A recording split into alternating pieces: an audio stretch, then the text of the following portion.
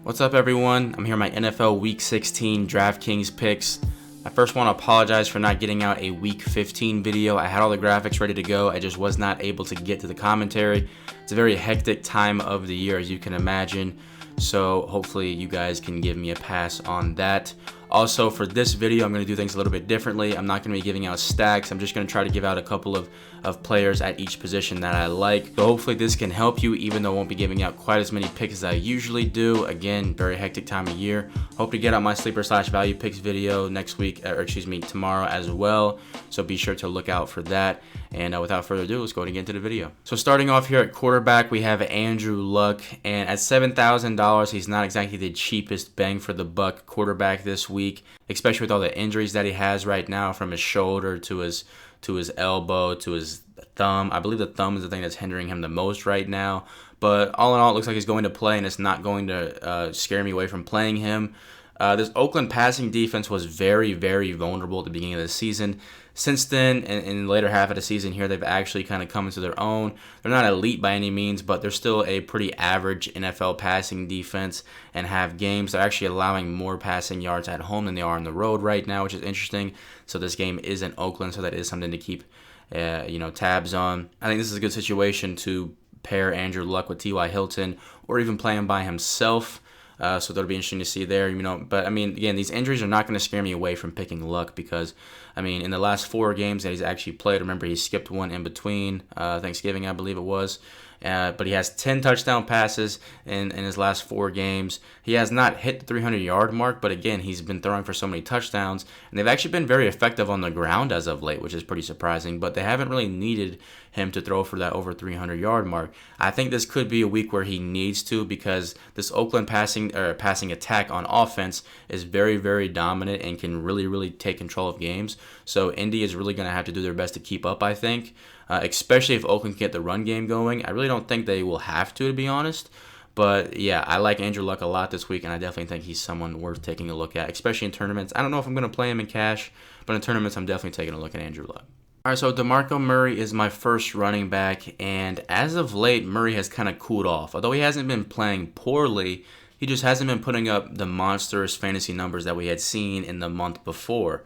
That said, he's still getting his touches. He hasn't been playing poorly. I mean, he's still averaging about 5 yards a carry in the past few games.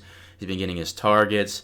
He's nearly hit 100 yards rushing on the ground the past 2 games, even though he's had 2 relatively tough matchups. I mean, the Broncos are kind of vulnerable on the ground, as are the Chiefs a little bit.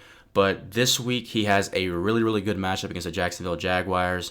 Jaguars are actually around the league, they're kind of well known now for being a very, very good passing team, or passing defense team, I should say. But they're still vulnerable. They're definitely in the lower tier of the NFL when it comes to rushing defense. I believe they're actually top 3 in the NFL in passing defense right now, and close to bottom 10 at least in rushing defense. So DeMarco Murray should capitalize on that. When he faced them earlier in the season, he ran for over 120 yards, I think it was. I think this could be a good situation to see DeMarco Murray get almost 30 touches on the ground, which he hasn't had all year. Of course, he's had plenty of games with at least 30 touches, but he actually gets quite a few looks in the passing game as well, which of course is a huge upside in DraftKings with the PPR bonus. So I think really my only concern with playing DeMarco Murray this week is that if this game gets out of hand really quickly, we could see Murray actually not get that many looks, and really Derrick Henry can kind of take over the game because, the Titans are just going to try to get him more work. So we'll see what happens. I think Murray is a solid lock for at least a touchdown. I don't know if he's going to get to the 100-yard bonus or not on the ground. With Murray, who knows? I mean, this dude could easily break off an 80-yard touchdown reception or run at any given moment. Titans are looking really, really good up front as well. So I really like Murray this week, and you really can't go wrong with this matchup playing him. Next up, I have Todd Gurley, and at $6,500, that's definitely the biggest drawback to this play in my personal opinion. I'm not a fan of that price, but I 100% understand what DraftKings was thinking, because the San Francisco 49ers are incredibly, incredibly vulnerable to running backs on the ground. It's unbelievable. So first off, they're allowing nearly 200 rushing yards in the last 3 games, and it's been all season this team has just been getting shredded by running backs. They've allowed over 2,000 rushing yards. They've allowed 22 rushing touchdowns, both the worst in the NFL. They've allowed over 467 fantasy points, which is by far the most in the NFL. And they're allowing over 33 fantasy points per game to running back. And again, add all that in, it's pretty obvious why Todd Gurley is the price that he is. So given the matchup, it's almost like Todd Gurley's underpriced. But because Gurley has performed so poorly this season, it makes sense. His second best fantasy game of the year was just a couple weeks ago against the Atlanta Falcons. I actually suggested him in that video. He didn't play great by any means. He only put up 17.3 fantasy points, but did have a rushing touchdown. Gurley has been struggling, let's be honest. I mean, he hasn't averaged at least 4 yards per carry since all the way back when he faced the Detroit Lions in like week 4, I think it was, week 5 maybe even later. But anyway, so he's been struggling on the ground. He has not had over 100 yards rushing so far this season. I'm not even sure he's had 100 yards from scrimmage yet this year either. So he doesn't get a lot of looks in the passing game anyway, but it is something that he has shown that he can do. For some reason, the Rams just don't want to do it. So I think Gurley is a safe bet for at least one rushing touchdown in this game, in my personal opinion, if not more. It'll be interesting to see what happens with the passing game for the Rams and if they're able to move the ball effectively that way as well. So we'll just have to see what happens, but I think Gurley is a relatively safe play, especially given the matchup. I don't know if I'd play him in cash, but given the matchup, I think some people probably will go that route, and I can't say that I really blame him. So I failed to mention earlier in the video that this is for the Saturday slate only, which is technically the main slate this week since there's not that many games on Sunday, since they didn't want to coincide all the NFL games with the NBA games. But anyway, so one of the biggest players that I want to suggest in this video is Amari Cooper. I think Amari Cooper is a really, really good play this week, and I think this is a perfect situation to stack this game. This game is actually tied with the New Orleans and Tampa Bay game as the highest game total on the week at 52.5 apiece for both games, of course.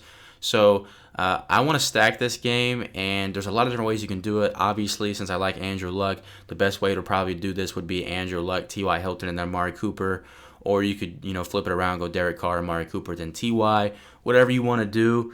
I'm also very interested to hear who Vontae Davis is going to shadow, or if he's going to shadow both Michael Crabtree and Amari Cooper. If we hear specifically that he's going to shadow Michael Crabtree, I'm going all in on Amari Cooper. If not, and they're kind of, just kind of do a little hybrid of both players, then, maybe I'll sprinkle in both of them. I don't know, but, I mean, Vontae Davis is not necessarily a lockdown corner by any means. We've seen him, kind of get shown up on a couple of different games this year. But that said, he definitely is an above-average corner, in my opinion, so it definitely is going to weigh into my opinion a little bit.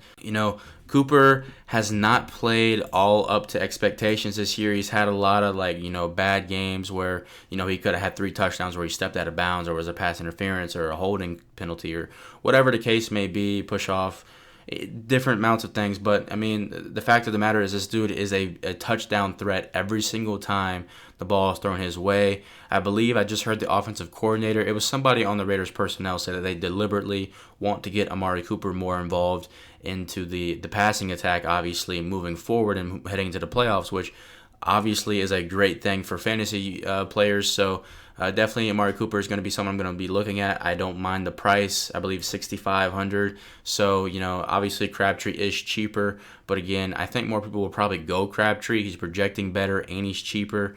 But I'm going to go with Amari Cooper on this particular game. So I haven't given DeAndre Hopkins out as a pick all season long. In fact, I don't think I've played DeAndre in a single lineup all year. I've played Will Fuller more than I've played him. But with Savage behind center now, it's interesting because last week DeAndre Hopkins had the most targets he's had all season at 17. Actually had his second highest fantasy scoring day all year at 16.7 points. Kind of just shows you that he hasn't really had that many good games. So he's only had one game all year over 20 points, and that was in week 2 against the Kansas City Chiefs. So obviously the Cincinnati Bengals are not one of the most common teams to pick on when it comes to passing defense, and obviously Savage is probably going to see a lot of pressure on him. So DeAndre Hopkins is 100% a value play. At $5,200, you can get a star-studded number 1 wide receiver that clearly Savage loves to throw to. I'm not sure exactly how many targets he had after Savage came into the game and how many targets of those were Brock Osweiler. But regardless, I actually happened to switch over to this game literally the first play that Savage came over to fill in for Osweiler, and he instantly looked at DeAndre Hopkins, I think maybe 3 or 4 times in the very first drive that he was in. So, and he didn't look that bad in my opinion. And DeAndre Hopkins actually dropped the touchdown pass as well. So, for me, I don't have a ton of stats backing it up. There's a lot of numbers going against playing DeAndre Hopkins, but I like the price. I didn't mind what I saw out of him, to be perfectly honest with you. And like I just mentioned, the Jacksonville Jaguars are actually one of the better passing defenses in the NFL, so he didn't look that bad against them. So obviously the Cincinnati Bengals are going to have a little bit more film on him now, but we still don't have a huge sample size. So it'll be interesting to see what happens, but I'm going to take a chance on DeAndre in a couple of different tournaments. So moving into some tight ends now. First up, I have Antonio Gates. And although Gates has not played well lately, he does have a really good matchup this week against the Cleveland Browns. The Browns are actually bottom 5 in just about every major category I can find against tight ends, including receiving touchdowns allowed, yards allowed, receptions, stuff like that. And they're also allowing the most fantasy points per game to tight ends right now at 17.6.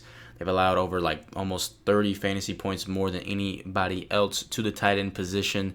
So obviously it's clearly a position they struggle with. Antonio Gates is obviously a very reliable target for Phillip Rivers, although Phillip Rivers hasn't played particularly well as of late either.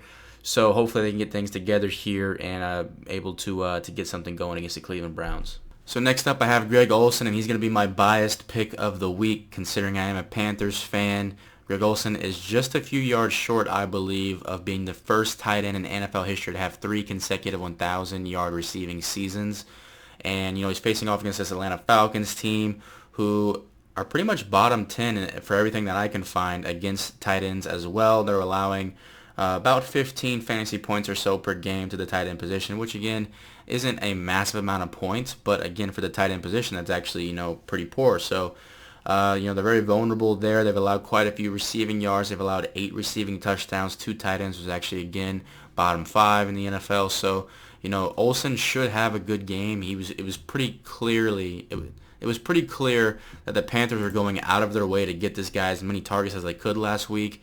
I don't see why they wouldn't do that again this week. I mean, it seems to be a really, really good game plan. I know he does have some issues with his elbow, I believe it is right now. It is kind of a shame because the Panthers and the Redskins got screwed a little bit this week. They're not playing on a super short week by any means, but since they played on Monday, they still do have a relatively quick turnaround. Luckily, the Panthers are playing at home. This looks like it could be a good situation for Greg Olsen, all things considered, and hopefully he can put together a good game. So finishing up here with the last few picks, I have the Green Bay Packers defense, and it seems like a relatively good pick. The Minnesota Vikings have been the second worst offense in the NFL so far this season. Only the Los Angeles Rams are worse in terms of total yards per game. Packers have played pretty well on defensive side of the ball the past few games. They've had at least 1 sack, 1 fumble, and in the past 2 games they've had at least 3 interceptions per game, which is pretty crazy. So obviously I wouldn't expect that this game, but we'll have to see. Obviously Sam Bradford is very, very conservative in the passing game, so it's very unlikely he's going to be throwing at least 3 interceptions. But he does take quite a few sacks because of that poor Vikings offensive line, so maybe he can get a little strip sack and return one for a touchdown or something like that. But I think the Packers defense at $3,300 is a pretty good price. I almost never give out 2 defenses in a single video, but this week we're making an exception, and I'm going with the Tennessee Titans defense. This is one of the more obvious plays on the board this week. It's pretty much become a flow chart type situation, which a lot of people like to say is just play whatever defense is facing off against Blake Bortles. This particular situation is nothing different. I will tell you that Tennessee Titans do struggle in the passing defense, so it's a little bit interesting. Obviously, Jacksonville struggles on the ground, and they're obviously trying to move the ball through the air. So it'll be interesting to see what happens there. I'm sure some people will probably recognize that and try to go with, like a Blake Bortles, Allen Robinson stack, which has not worked all season. I forced it a lot of weeks and it just never worked. Maybe they'll go Blake Bortles and Marquise Lee or something like that. Regardless, Tennessee is still going to be a good play, even though they're very vulnerable in the passing game. Alright, so that's going to do it for this video. I want to thank you for tuning in. I apologize once again for not getting out my video last week, and hopefully these picks can help you out somewhat. Again, I'm sorry for not being too in-depth this week as I usually am, but it is a crazy time of year. So hope everybody has a good Christmas, and I hope all of you guys have a really good weekend, both fantasy and with family and friends. Later.